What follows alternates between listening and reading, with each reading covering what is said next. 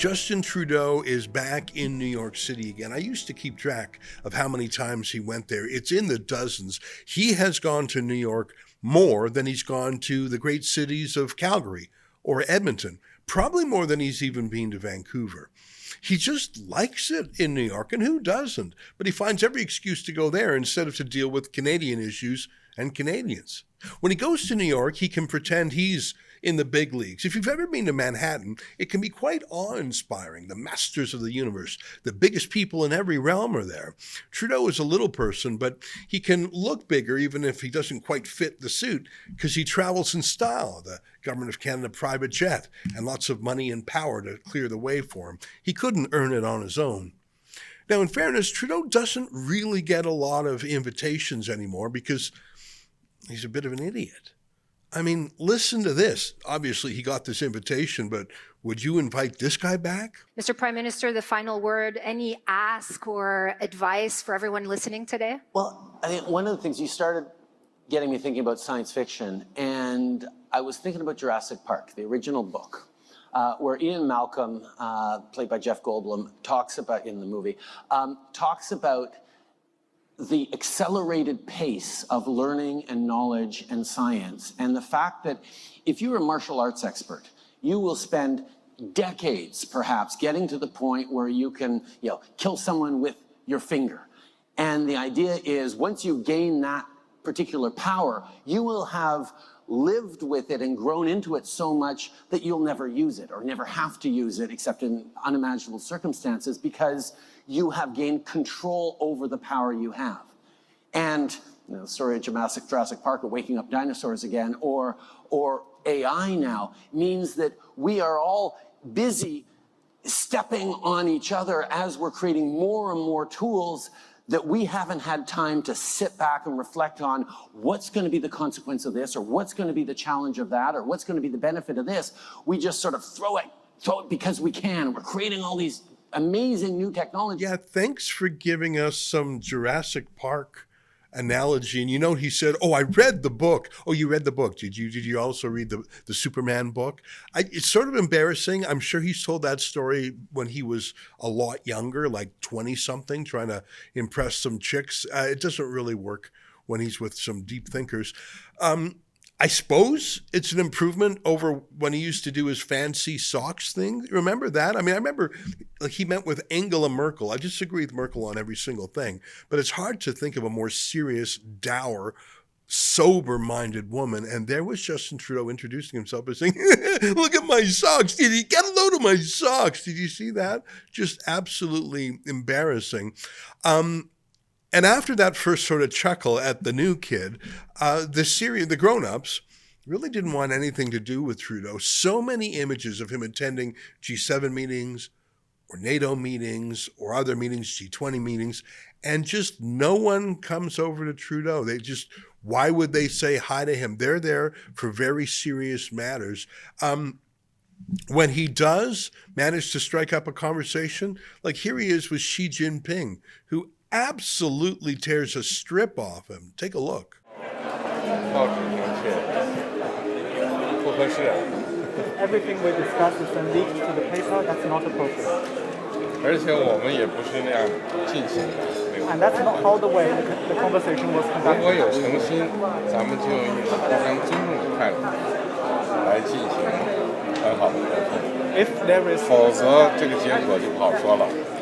If there is sincerity on your part, free and open and frank dialogue, and that is what we will continue to have. We will continue to look to work constructively together, but there will be things we will disagree on, and we will have to. Let's create the conditions first. One of my favorite shots is when he was sitting next to Jair Bolsonaro, who just wouldn't even make eye contact with him. No one thinks of Canada as a serious contender anymore. When Stephen Harper was our prime minister, they did. We punched above our weight. These days, we're not included. As we talked about with Aaron Gunn, NATO has exercises. We're not invited. There's a subgroup of NATO, actually it's beyond NATO, it's called AUKUS, Australia, UK, and US is what that stands for.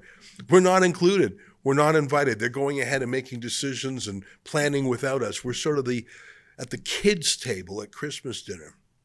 You know, Justin Trudeau really should have listened to Donald Trump. Remember when Trump visited Trudeau, asked how much Trudeau was spending on military spending, and caught him in a lie? Do you remember that? Canada does not meet the 2% standard. Should it have a plan to meet the 2% standard? Well, we'll put them on a payment plan, you know? We'll put Canada on a payment plan, right? I'm sure the Prime Minister would love that. What are you at? What is your number? The number we talk about is 70% increase over these past years, including, and for the coming years, including significant investments in our fighter jets, significant investments in our naval fleets. We are increasing significantly our defense spending from previous governments that cut it. Okay. Where are you now in terms of your number? We're at 135?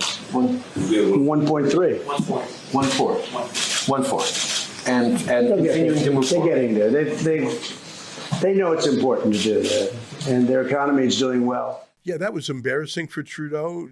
Donald Trump did more accountability journalism there than any actual Canadian journalist had done. But, you know, I suppose when you're still the Prime Minister of Canada, even a degraded, dilapidated Canada, you could still get certain invitations. I mean, I'm sure the president of Malawi, just to pick a country at random, you know, you're still the president of something. So, I mean, he can still get audiences like at that Jurassic Park conference. It wouldn't surprise me if he had to buy his way in with some $100,000 grant for the privilege of speaking. But I think there's a little bit of what happens out of town stays in out of town. You know that phrase, what happens in Vegas stays in Vegas? I think Trudeau thinks he can sort of live a second or slightly different life outside the country. He can be himself. He can indulge a bit. It's a very limited press corps that travel with him, and since they're flying with him, they are sort of chummy. It's also, I think he can let his hair down a bit. Look at this next clip. I call it the triple wobble. He's there in Chicago with David Axelrod. This is a few years ago. He stands up, he lurches again, and he almost falls a third time. I really think he's either drunk or high here. And I'm not saying that to be mean. I'm just trying to observe, why is he so wobbly? Thank you so much.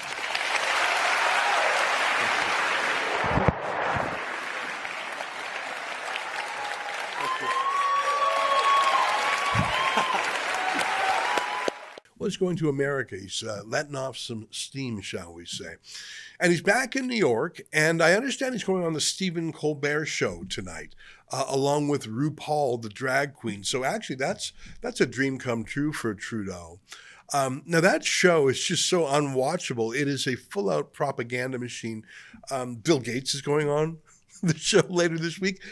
I mean, if you actually wanted something exciting to entertain your viewers with, you would not invite Bill Gates. But if your job is to propagandize your remaining viewers, you have Bill Gates on. Remember how atrocious Stephen Colbert was during the lockdowns with his vaccine sketch? This is so embarrassing. Remember this? The vaccine.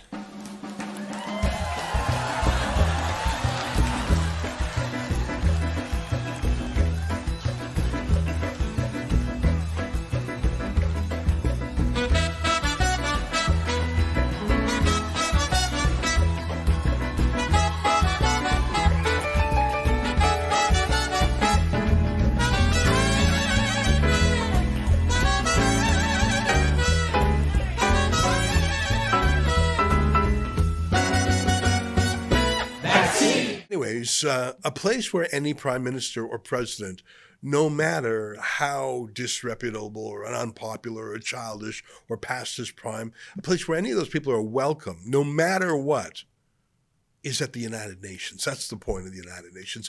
Even accused war criminals can go there. They have diplomatic immunity coming to the UN.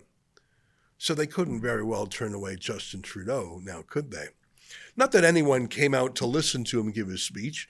I mean, look at all the empty seats. Oh my God. In a room that holds hundreds of people, it looks like maybe 10 or 15 people were there, max. And I'm pretty sure they were just waiting for the next guy. They were just taking a break. Anyways, I want to show you what Trudeau actually said. It was a very short speech. Don't worry. It's not like a Trump speech, 90 minutes or so. It's a short speech. I don't think he wrote a word of it. I think it's just like some AI collage mashed up of his past speeches. It's very banal and it's full of cliches, but I'll show you what he said. Here's how Canada's Prime Minister put our face to the world. Here, take a look. As we meet here in New York at the UN General Assembly for this Summit of the Future, we're at a global inflection point.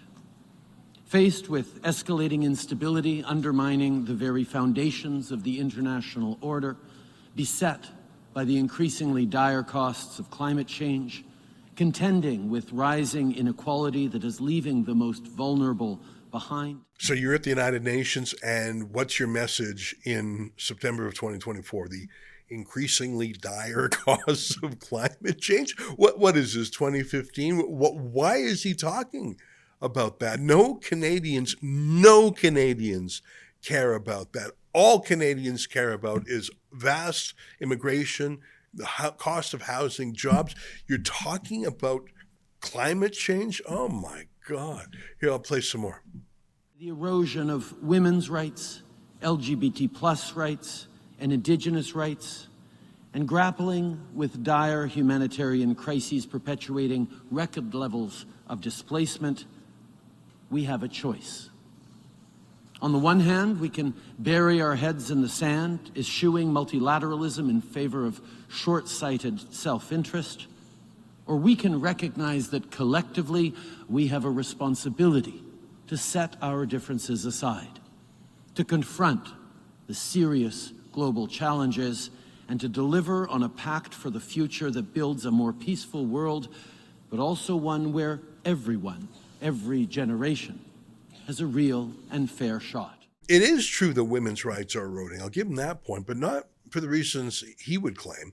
Women's rights are eroding in Canada, in America, in the UK, across the leftist West, because of the LGBT+. I note that he no longer says the Q2SL or any of the other alphabet soup. It's true that women's rights are eroding because transgenderism allows men into women's places, whether it's sports teams on the field or changing rooms or bathrooms or even in prisons. So it's not happening the way I bet he would say it is. And it is true that there are record levels of displacement in terms of mass immigration, but it's not push, it's pull. If you look at the top countries from which so-called refugees are coming to Canada, for example, they're not being pushed here because of global wars. India is the #1 source of refugee applicants. There's no civil war in India. India is a fairly liberal democracy. It's getting better all the time. If you're coming here from India claiming you're a refugee, it's not because you were pushed out. It's because you were pulled here by Justin Trudeau's promise of easy entry. It's the news event of the year. Canada's most controversial premier sits down with Canada's most controversial journalist, and everything is on the table. Come watch Ezra Levant one-on-one with Alberta Premier Danielle Smith in front of a live studio audience in Calgary. Nothing's off limits. Nothing's held back. Questions that would make Justin Trudeau invoke martial law. Answers that will make Stephen Guilbeault pee his pants. You're not going to want to miss this one. But you have to be there, in person, at the Rebel News Live mega conference in Calgary on October the 5th. Tickets are limited, so drop everything and go to rebelnewslive.com right now. Special discounted prices for Patriots and special extra high prices if you're with the CBC. Go to rebelnewslive.com now.